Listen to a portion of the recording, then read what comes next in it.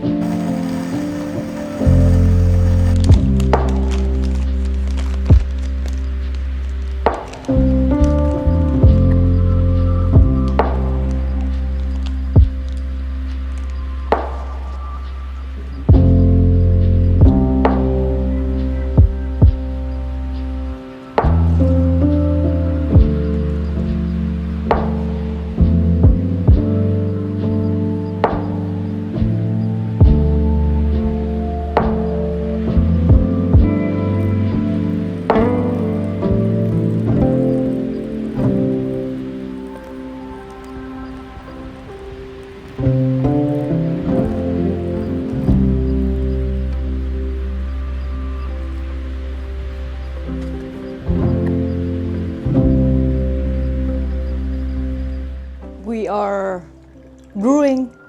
I'm going to get our ingredients to make our pizza dough today. I'm going to use one of my favorite pizza dough recipes. It is from Roberta's. Roberta is a local Bushwick-based, Brooklyn-based pizza restaurant. A few years ago, I think I found the recipe during the pandemic when I was just learning how to bake, learning how to make everything myself back when I was in Seattle still. And that recipe has been with me since. And I also use the King Arthur cast iron pizza recipe. Okay, so I got 00 flour, AP flour in right now. In terms of tomato sauce, I only have this Bianco Di Napoli whole peel tomato can. I am going to finish making my coffee and then we'll set up the workstation. I'm going to show you how I make my pizza without you having to like stick your fingers into the dough and everything gets sticky and annoying. I'm going to get out my kitchen scale. So I'm going to use this active dry yeast from the brand Red Star. I believe I got this huge jar from Costco a couple years ago. I know yeast expire, but so far I've been keeping it in the fridge. I have my large mixing bowl. I'm going to place it on the kitchen scale, pair it. I'm going to add 153 grams of 00 flour. So this recipe makes two 12-inch pizza. 153 grams of 00 flour, or 1 cup plus 1 tablespoon. 153 grams of AP flour, or 1 cup plus 1 tablespoon, and 2 teaspoons of all-purpose flour. 2 grams of active dry yeast. 4 grams of extra virgin olive oil. 8 grams of fine sea salt. 200 grams of lukewarm water. I just added a little bit of with the hot water and the rest with cold tap water. You're supposed to add the yeast in the water and oil and mix it up before adding into the flour, but I find it makes really no difference mixing it like this. This way you don't have to stick your finger into the wet dough mixture. I just do 1 teaspoon because 8 grams of kosher salt sounds like a lot. We almost have coffee. Okay, so what I'm doing is basically using this plastic bench scraper to pull the dough from the sides in the middle and then turn the bowl as I work. This way you're making sure that there are no dry flour on top. I am going to cover it up with a plastic wrap. By doing this, you're allowing the gluten to relax a little bit. Come back in 5 to 10 minutes. This dough is going to be a lot more relaxed, easier to work with, less sticky. I'm going to use my Raf's coffee. I picked this mug up at the Raf's Coffee in the Upper East Side. This is the glass coffee bottle that I use to store my coffee. This one is long and lean. It fits in the door of the fridge perfectly, saves a lot of space. The citrus and dark chocolate notes. I do taste the citrusy flavor. It's slightly sour. Okay, there's always chocolate notes in it. What I like to do is use my knuckle underneath the dough by doing the same motion, pushing the outer part of the dough into itself in the center without touching it with my fingers because again I have nail polish on. As you can see, this piece of dough is now looking pretty smooth. I'm going to portion it out into 2 using this bench scraper. Basically cut it in half. You can measure it out by weight to make sure the 2 pieces of dough are equal, but it's not a big problem for me if my doughs are uneven. Anyways, I'm going to do that and then add a little bit of olive oil. When this ball of dough expands, it won't stick to the wall of the bowl. And then cover it up. I will leave one out on the kitchen counter so then it can continue fermenting, and then leave the other ball in the fridge. And by storing it in the fridge, it will help slowing down the fermenting process, and that piece of dough will be good to use throughout the week at any point. Okay, I'm going to flour my hand. And then you can either do this on your cutting board. I'm just gonna do it in the air. So you're basically doing this motion by pulling the dough into itself at the bottom to help achieving that smoother looking ball. Look at this. I love working with dough. I am not a big fan of sweet baked goods or desserts in general, but I love bread making. This is the other half, shaping it into a perfect ball.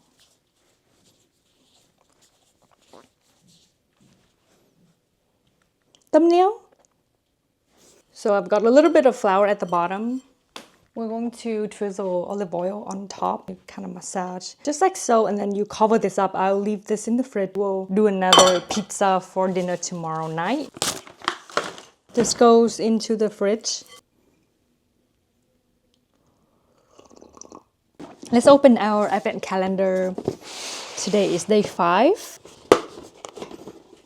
So for day 5, we are getting L'Occitane Late Corpse Body Milk. I'm going to hop on this week's newsletter. I am doing holiday outfits, just mood boarding at this moment. And typically, I just pull up products from the website and then I use Adobe Express to remove the background, and then I use Canva to create these product boards. You will see, because the newsletter will be out on Friday at 6 p.m. Eastern Time. I've already started the board. I can show you. This is my Canva. Remember this Rixo bag? I showed you in the previous vlog. I went to see it in store in person. It looks a lot more expensive than what it actually is, and so right now at this point I'm just waiting for them to drop another discount code and then maybe I'll make a purchase. And then this red v-neck sweater is from Lisette. I tried it on in store, fell in love with it. Most of these products I have mentioned on my newsletter, on my Instagram stories at some point before. So yeah, for this holiday season, I am planning to stay in New York. It's just because we've been out of town pretty much every month. I want to save a little bit of money so that we can do international travel next year. Planning on Copenhagen. It's really big on my list. We are probably going to book pretty soon. Aiming to travel to Copenhagen at the end of summer. I've traveled to a lot of places in the US. I think only Florida, southeast coast of the US, it's where I haven't been to. Florida is not really big on my list. If it happens, it happens. I do want to travel to Mexico City at some point next year if tickets are cheap, because if you live in New York, Mexico City is kind of like the backyard where people go there to do a short weekend or quick getaway vacation. Mexico City is really big on my list. Copenhagen, and then Japan. I would love to go to Japan, but I feel like when I go to Japan, I do want to have an extra fun so that I could do all of these vintage shopping. So Japan is huge on my list, but I do want to prioritize Copenhagen. It's so funny because I just received a text from my friend. She said that, can we go to Alaska next year? She was just here with us. We did a New Hampshire, Maine, New England for fall foliage. So we'll see if that happens. Cross our fingers. There are going to be a lot of things happening next year in 2025. Very excited. December, that is why I just want to do this vlog series. Be at home and enjoy this quiet time when I can, because I know next year there are going to be a lot of changes happening. Maybe we are moving.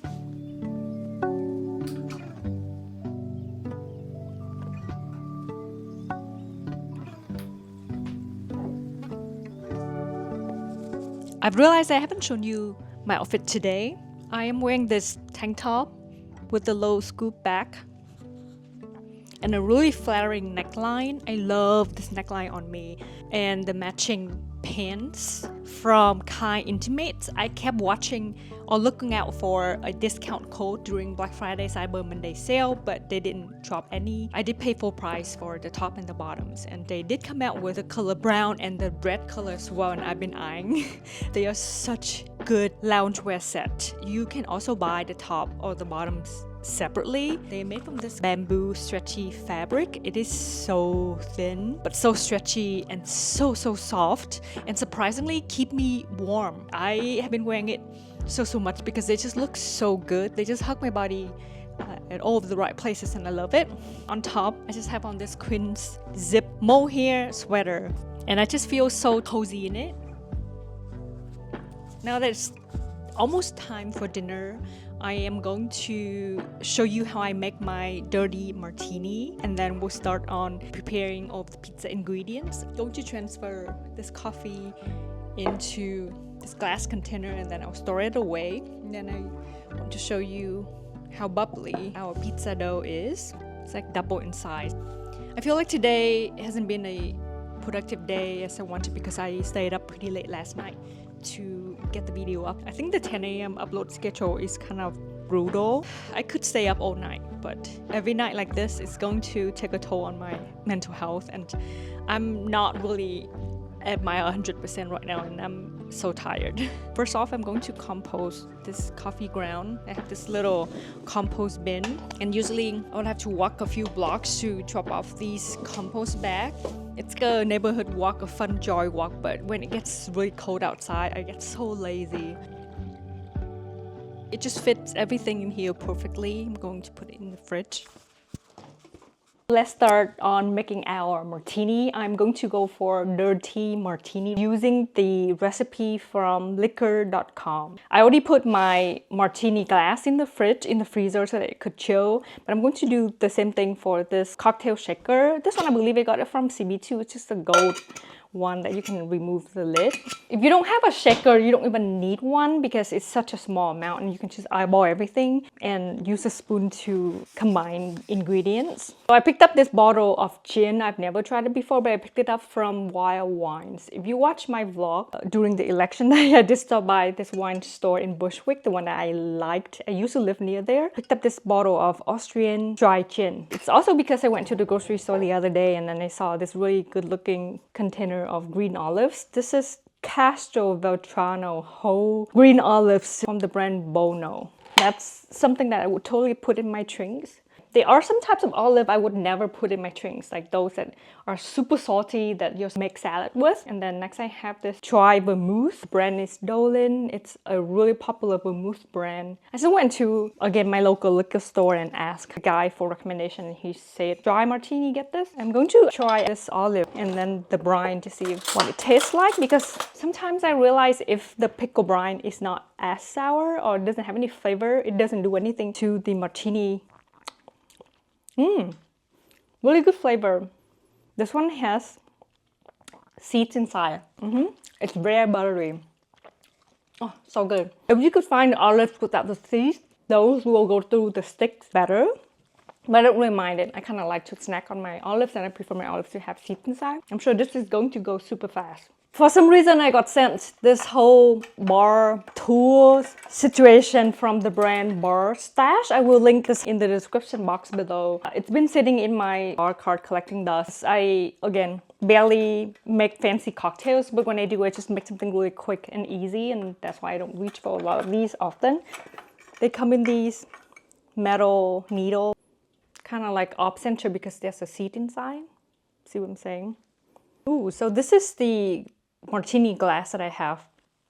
It's from LSA International. I got them from Amazon. But here's one of the martini stick. See how the martini, the fruit itself is sitting in the middle. So I'm going to aim for that kind of look.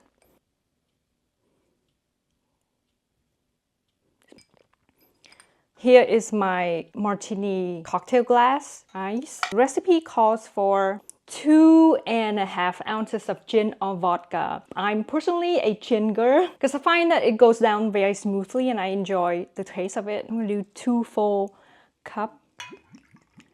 It doesn't have to be exact. Again, you can also add more of whatever you like. There's no rules.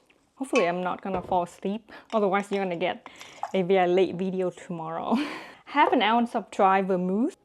Oh, in here. 1/2 ounce of olive brine. I'm gonna do a little bit more olive brine because I love my pickles, my pickle juice.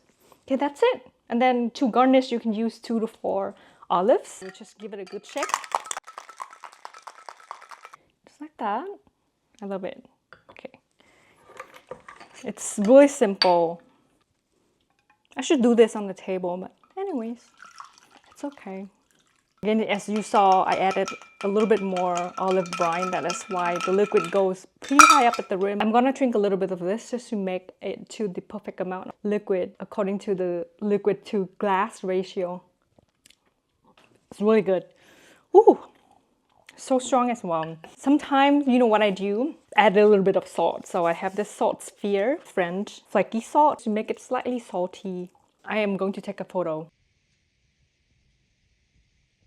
If you're an olive lover, I would highly recommend making it at home. I've tried it at a lot of the wine bars in New York, and my version at home of this recipe comes pretty close as long as you're making sure that you're getting good ingredients. Good gin, good olives, especially go for these green ones. It's so good. Okay, I'm gonna get started on preparing our pizza. This is the whole peeled tomato. This is what it looks like. It comes in the actual tomatoes inside without the skin. Usually I would just use a big mesh strainer and then I push it through. We have mozzarella cheese. These are the fresh ones. The grated ones, but in bigger chunks.